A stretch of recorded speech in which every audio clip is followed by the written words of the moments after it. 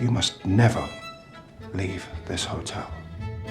Let's dive in. So I totally fell in love with the novel. I just couldn't stop. It was really the most amazing reading experience. I didn't want the book to end. I kind of shored myself up, prepared myself for this really dense, heavy read about the Russian Revolution, and then I just kind of went down this rabbit hole into this like really charming world. When I started reading it, I was quite surprised and taken by it. It's been quite an interesting process of playing this character who's already existed on the page and readers might have some familiarity with. After smoothing her skirt and straightening her hat, the willowy one gracefully crossed the lobby to the Count, where, thanks to a pair of French heels, she met him eye to eye.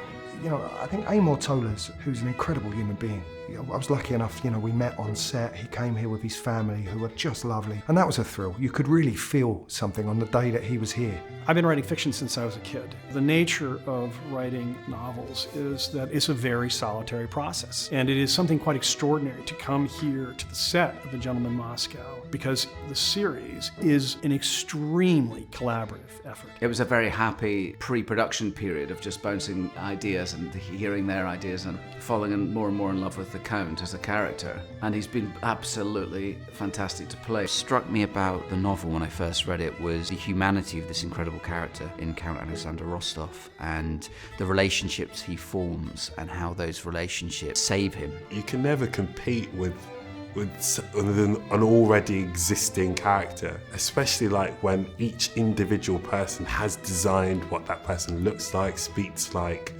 is like to them, they've got a friend. But when the Count opened his eyes, he nearly dropped his spoon. Where did they go? I beg your pardon? Your moustaches. For standing at the edge of his table was the young girl with the penchant for yellow.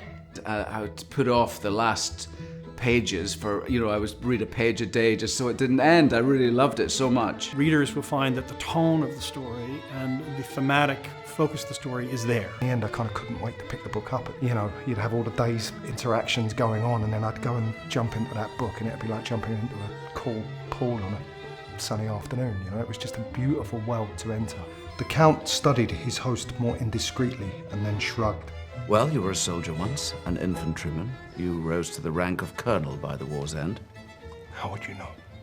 Well, it is the business of gentlemen to distinguish between men of rank. Gentleman in Moscow allows us to empathize, to feel hopeless in a safe space, and to move into hope. It has such a sense of whimsy and magic and fun, just such a page turner. I just feel like it's like perfect.